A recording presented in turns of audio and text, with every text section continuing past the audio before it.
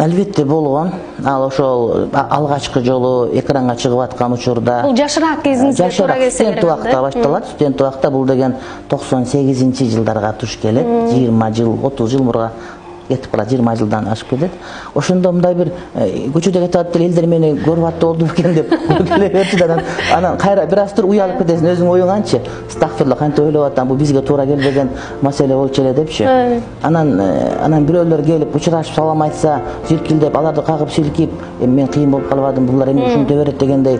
Ал ар бир адамга келет экен да, бирок ошону мындай бир контролдоп калыш керек экен да.